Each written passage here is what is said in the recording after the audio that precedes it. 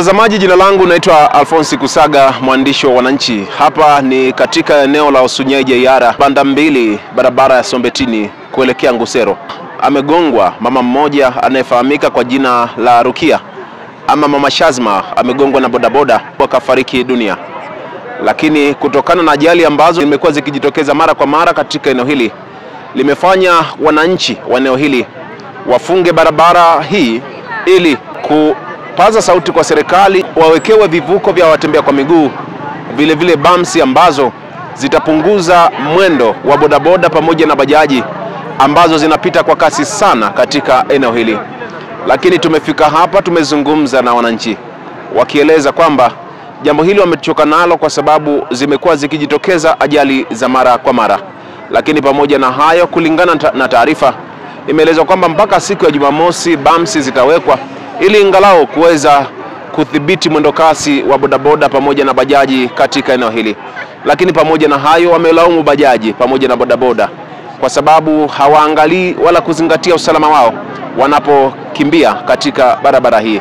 Lakini vile vile tumezungumza na mwenyekiti wa mtaa huu pamoja na viongozi wengine wakieleza zaidi, huku wananchi wakipaza sauti kwamba wawepo pia trafiki katika eneo hili katika kipindi hiki ambacho wanasubiria utekelezaji wa serikali kuhakikisha kwamba vinawekwa vivuko vya watembea kwa miguu pamoja na bamsi za kupunguza mwendo. Shida ya barabara hii ni kuzika kila siku.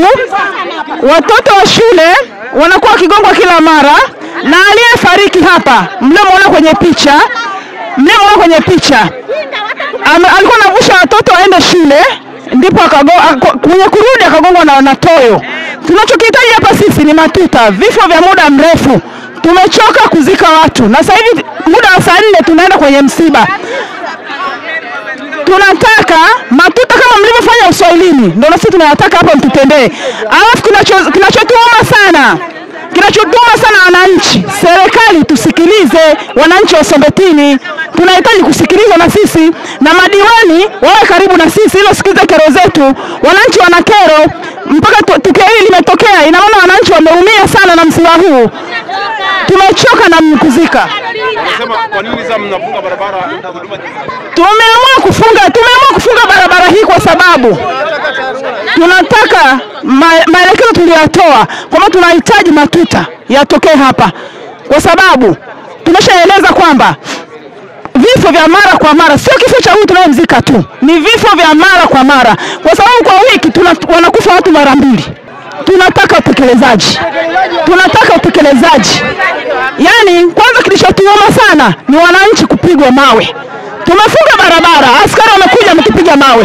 Hiyo imetuma, tulikuwa tunasikiliza vizuri, tulikuwa tunaenda sawa, lakini kwa sababu askari wameamua kuturusha wananchi mawe, na serikali kai kitambua kwamba viongozi wote wako serikalini, kura zetu kukaa kwa serikalini, kura ni za kwetu sisi.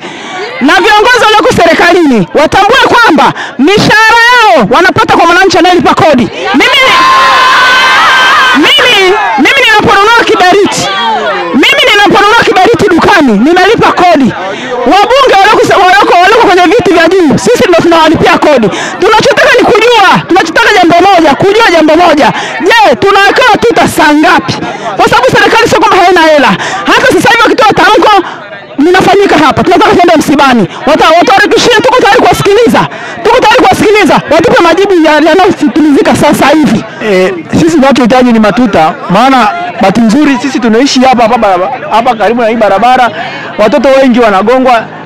Wiki iliyopita watoto wa shule wamegongwa hapo hivyo. Bahati nzuri mimi ndio nilikuwa nimeokoa nikaweka pembeni.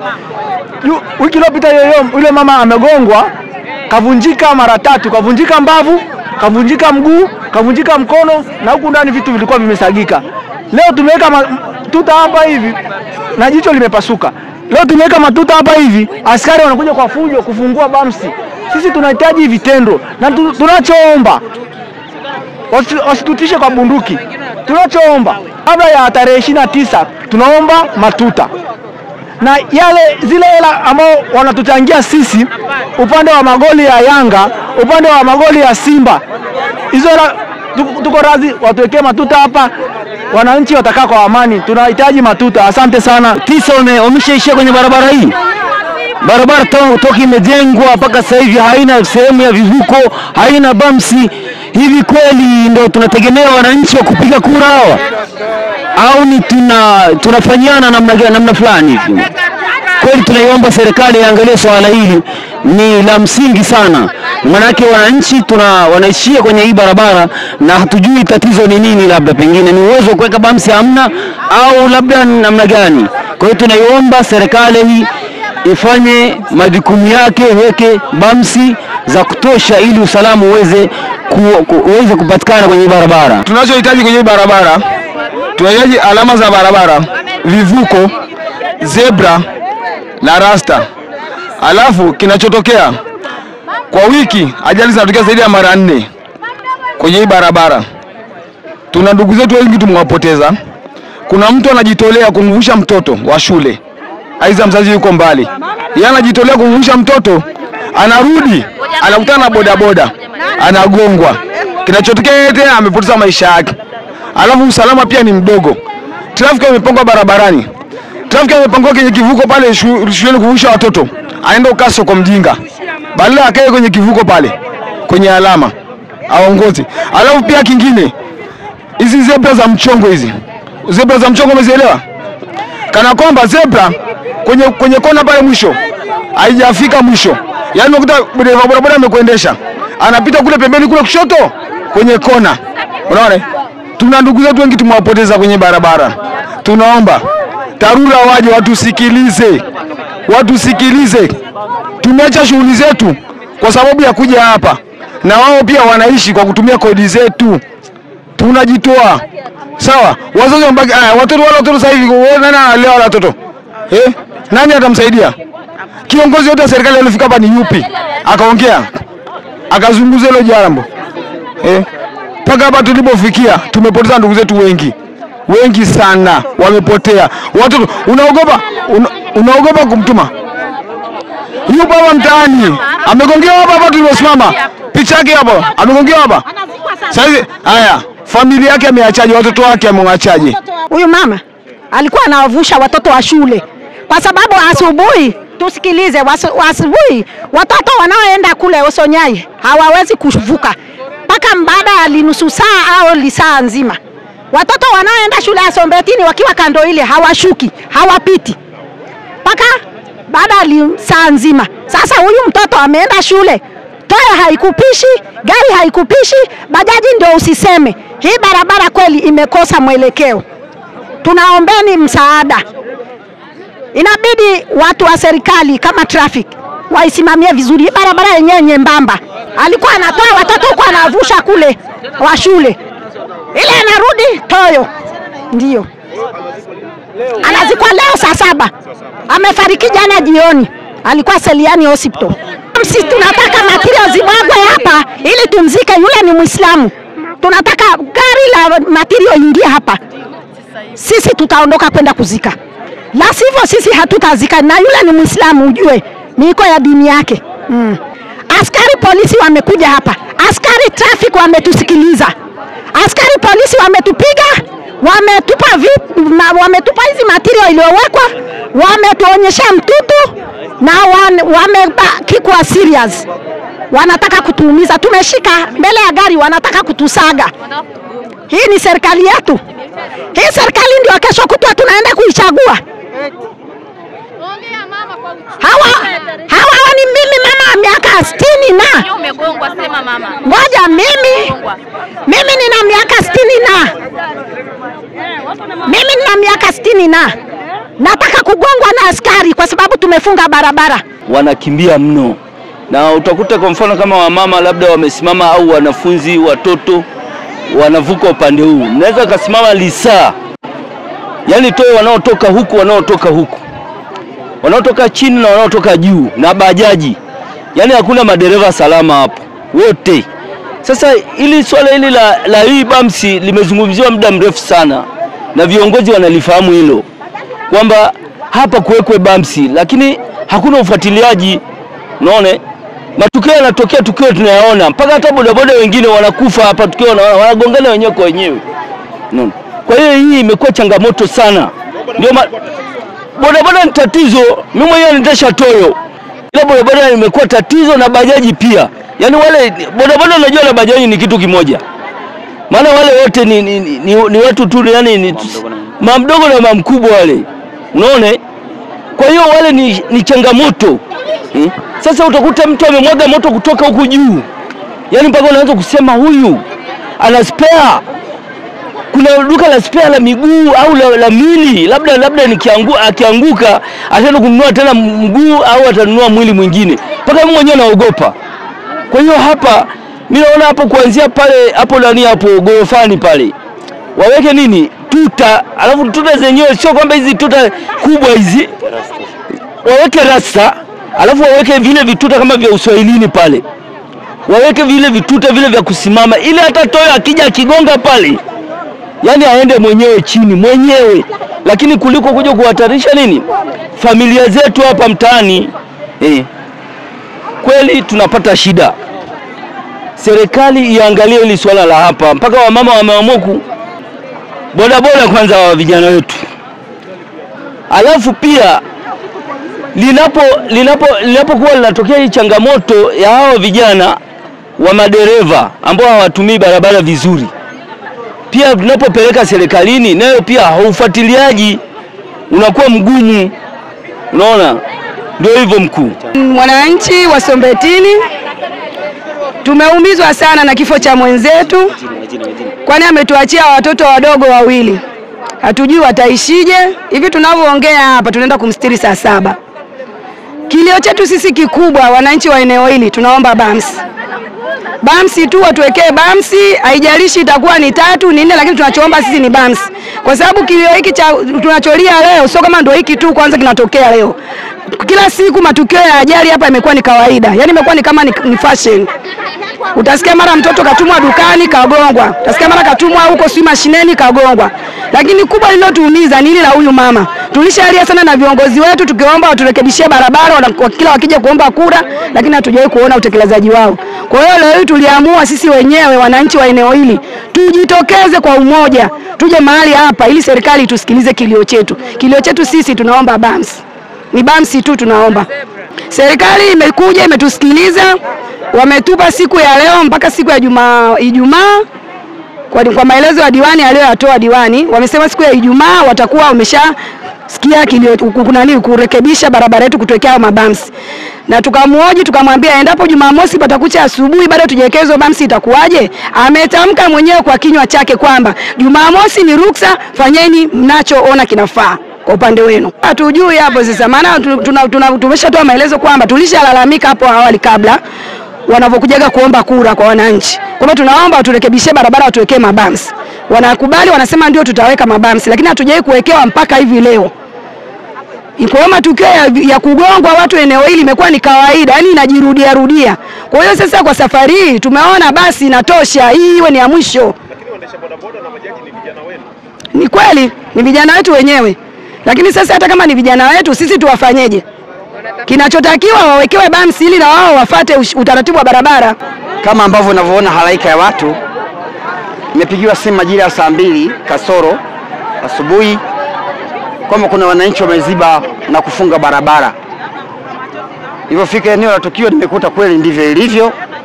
Bahati nzuri nimekuta askari wanaangalia usalama wameshafika. Nikajaribu kuwasikiliza wananchi kulikoni.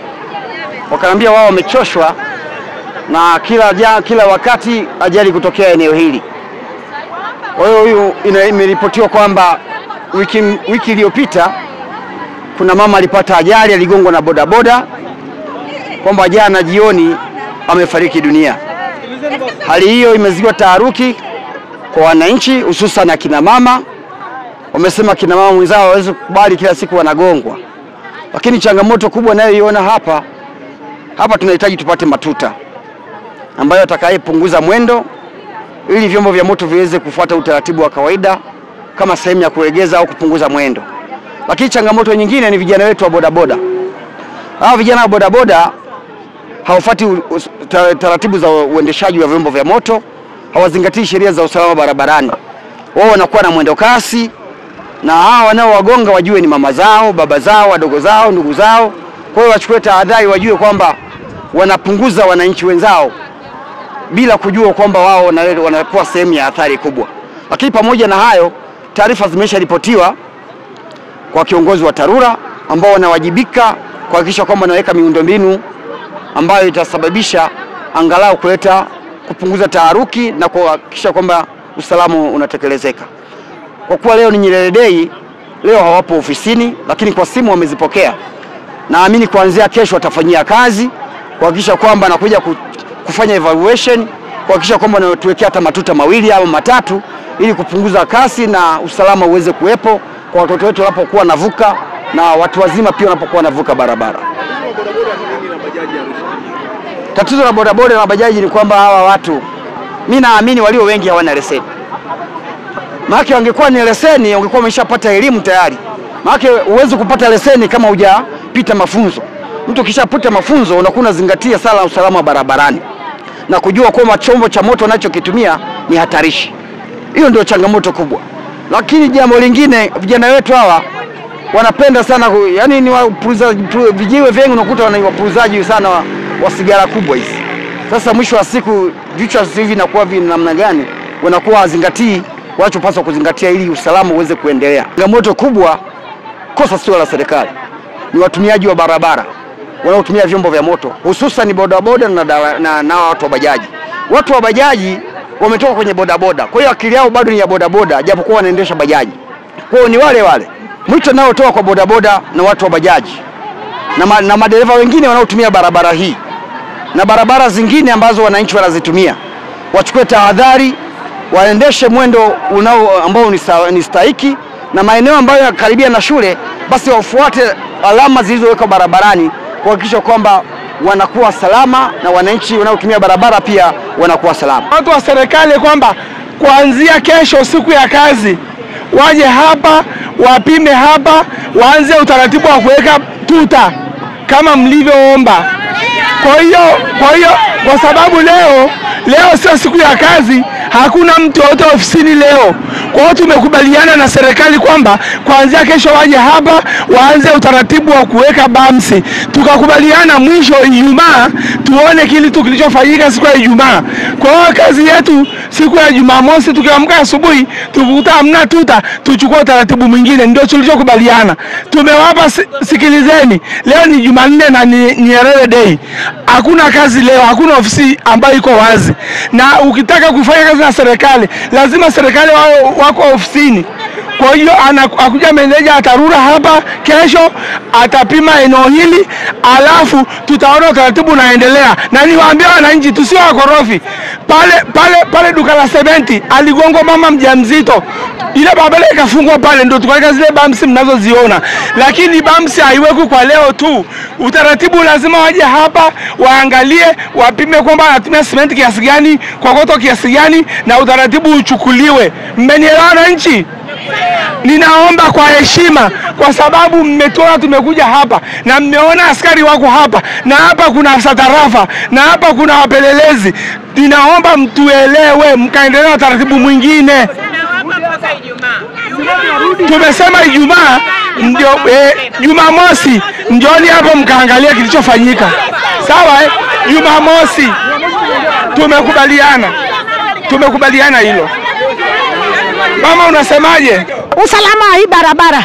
Maana nyie wote mkiondoka, hawa vyombo vya moto wote, bajaji, gari, nani, hakuna maonano hii barabara. Mtu havuki.